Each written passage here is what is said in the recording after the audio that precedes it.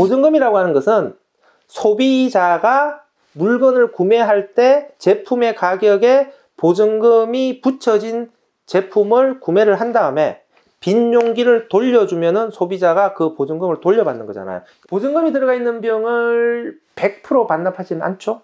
보증금이 들어가 있는 병을 100% 반납하지 않으면 소비자가 돌려받지 않은 보증금이 남게 되겠죠. 이 금액을 미반환 보증금이라고 해요. 소비자가 낸 돈이잖아요. 당연히 소비자가 돌려받아야 되는데 소비자가 돌려받지 않았어요. 그러니까 미반환 보증금이 남게 되겠죠. 미반환 보증금이 남게 되었는데 이것을 소주 회사들이나 맥주 회사들이 아싸 우리 돈이네 라고 해서 막 써버리게 되면 소비자의 돈을 걷어서 기업들이 부당하게 이익을 취하는 거 아니냐, 이런 비판이 제기되겠죠. 그래서 우리나라의 빈용기 보증금 제도에서는 요 미반환 보증금의 사용과 관련해서 법으로 규정을 했어요. 일단 개별 생산자들이 이 미반환 보증금에 손을 못 댑니다. 그러니까 미반환 보증금은 생산자가 아니라 자원순환보증금 관리센터라는 별도의 보증금 관리 기구에서 관리하도록 되어 있고, 우리나라는 미반환 보증금은 법에서 정해진 용도로만 사용을 할 수가 있습니다. 법에서 정해진 용도를 보게 되면은 용기 등의 회수율 향상을 위한 홍보, 관련된 박스의 제작 등등 해서 일일이 내용들이 규정되어 있는데요. 내용을 보시면 될 것 같습니다. 그러면 보증금은 전체적으로 어떻게 운영되고 있을까? 전체 시스템을 한번 볼까요? 일단 소주 회사를 예로 들어보겠습니다. 100병을 예로 들어봅시다. 100병이니까 보증금이 총 10,000원이 되겠죠. 그러면 생산자 소주 회사들이 100병을 도매상으로 출고를 해요. 이 10,000원의 보증금은 소주 회사들이 보증금 관리센터 코스모에 납부를 해요. 그러니까 보증금 자체는 생산자들이 들고 있는 게 아니라 물건을 파는 순간 이 보증금은 자원순환 보증금 관리센터에 그냥 납부를 해버리는 거죠. 그러니까 보증금 자체는 제품을 파는 순간 생산자의 손을 완전히 떠나게 돼요. 그렇게 해서 쭉쭉쭉 판매를 하고 다음에 소비자가 반환을 할 거 아니에요? 소비자가 반환을 하게 되면 소매상, 도매상을 거쳐서 다시 생산자의 공장으로 가게 되겠죠. 그러면 그 물량이 전산으로 해서 자원순환 보증금 관리센터로 보고가 돼요. 그러면 그 보고된 실적을 가지고 생산자로부터 받은 보증금을 도매상에 자원순환 보증금 관리센터가 주는 것이죠. 자원순환 보증금 관리센터가 도매상한테 주게 되면은 이제 도매상이 소매상한테 다시 보증금을 주는 방식이죠. 원래는 보증금 관리센터에서 도매상, 소매상 이렇게 각각 다 주는 게 정상적이에요. 하지만 소매상의 숫자는 너무 많잖아요.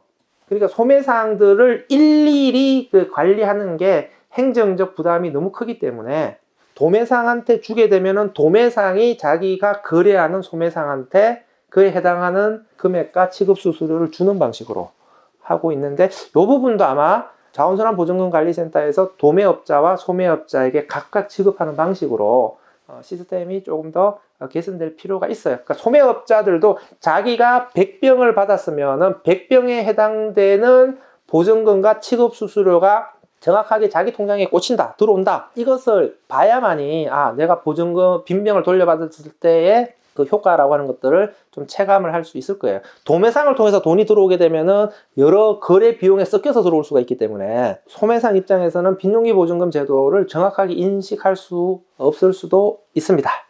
실제 소주 맥주병이 얼마가 출고되고 얼마가 회수되고 있는가라는 실적인데요. 2020년만 한번 볼까요?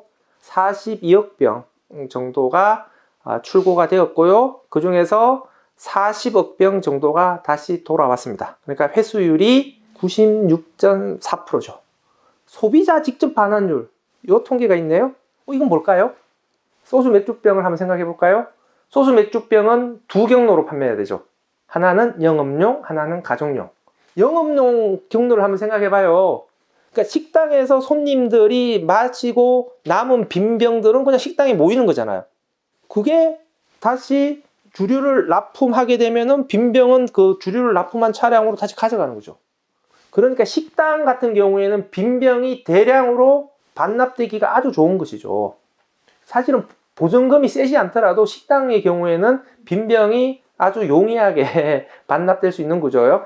보증금을 붙여서 실제 관리할 필요성이 있는 곳은 가정용이죠. 각 가정으로 이렇게 뿌려지는 빈병들을 다시 마트로 모으는 게 중요한 것인데요. 보증금 금액이 40원, 50원 하던 시절에는 가정용 반환율이 매우 낮았어요. 보증금이 낮더라도 영업용의 경우에는 식당을 통해서 반환되는 비율이 아주 높았거든요. 그래서 보증금을 인상한 이유도 사실은 가정용의 반환율을 높여야 된다라는 생각이 강하게 들었던 것이죠. 가정에서 소비된 소주, 맥주병이 어떻게 반환될까요? 두 가지 방법이 있어요. 두 가지 경로가. 하나는 소비자가 직접 마트로 가져가서 반환하는 거죠. 이게 보증금 제도의 취지에 맞는 거죠. 그런데 이 경로만 있는 게 아니에요. 그냥 사람들이 100원, 130원 버리지 뭐. 그러면서 그냥 분리배출을 해버려요. 그러면은 주택가 같은 경우에는 폐지 주는 할머니, 할아버지들이 빈병을 주워서 고물상으로 가져가는 경우도 있어요. 고물상 수수료가 있기 때문에. 고물상들이 할머니들한테는 한 80원, 100원 정도 주고 병을 받아서 다시 빈병을 취급하는 또 전문 업자들이 있어요. 이걸 우리는 공병상이라 그래요. 공병상으로 보내면은 그분들이 소주, 맥주 주류사들에게 빈병을 반납하는 것이죠. 약간 빈용기 보증금 제도의 정상적인 경로는 아닌데 어쨌든 보증금이라는 금액들이 있기 때문에 소비자가 보증금을 포기하고 버린 빈병들을 누군가가 따로 전문적으로 주어서 이렇게 모아서 움직이는 경로가 만들어져 있다. 선별장에서도 소주, 맥주병만 따로 선별해서 그 공병상에게 보증금 정도의 금액을 받고 넘겨요. 그러면 그 공병상은 그 빈병을 받아서 주류사들한테 넘기게 되면은 그 실적에 따라서 보증금도 받고 그다음에 취급 수수료도 받고 이런 방식으로 돌아가게 되는 것이죠. 그런데 이거는 정상은 아닌 것이죠. 그래서 제도 취지에 맞게끔 가려면은 소비자가 마트로 직접 반환하는 비율이 매우 중요한 것이죠. 그래서 여기에서 소비자 직접 반환율이라는 통계를 별도로 관리하는 것인데요. 안타깝게도 96% 이렇게 안 가죠. 소비자 직접 반환율은 64% 정도밖에 되지 않죠. 그런데 전체 반환율은 매우 높잖아요. 그러니까 소비자가 직접 가져가지 않고 분리배출한 병들이 전문 수집인 전문 수집 업체를 통해서 다시 반환받는 양들이 여전히 많이 존재하고 있다. 이렇게 알 수가 있겠습니다. 이걸 사용하는 행위 자체가 끊고 갈게요. 피하세요.